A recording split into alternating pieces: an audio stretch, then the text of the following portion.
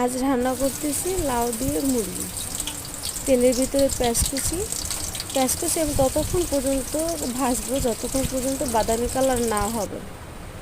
বাদামি কালার হয়ে গেছে, এতে আমি আদা রসুন বাটা আমি তেলের ভিতরে এই জন্য দিই যাতে আদা রসুনের কাঁচা গন্ধটা না আসে। তার সাথে দেব দারচিনি, এলাচ, লবঙ্গ আর তেজপাতা।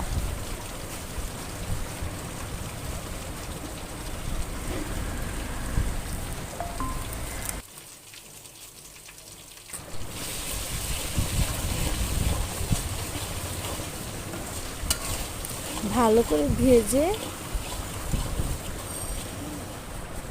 এতে আমি দিয়ে দেবো এখন হলুদের গুঁড়ো, মরিচের গুঁড়ো আর লবণ।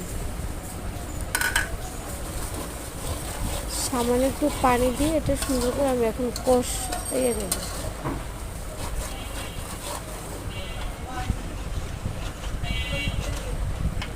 ততক্ষণ কষাবো যতক্ষণ পর্যন্ত আমার মশলা থেকে তেলটা ছেড়ে না দেয়। যে তেল ছেড়ে দিছে, এখন আমি মুরগিটা কষাইয়ে নেব।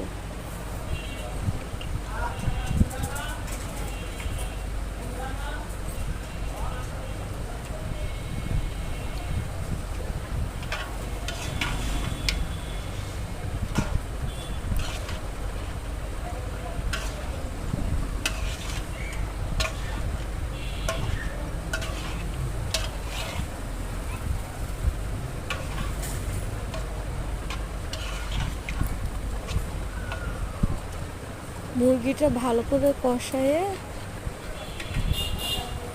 এখন আমি এতে লাউ দিয়ে দেব। লাউ তরকারিতে পানি ছাড়ে, তারপর আপনারা চাইলে আর একটু পানি রাখতে পারেন। আমি বাড়তি পানি দেব না, শুধু লাউয়ের পানি দিয়ে আমি তরকারিটা রান্না করব।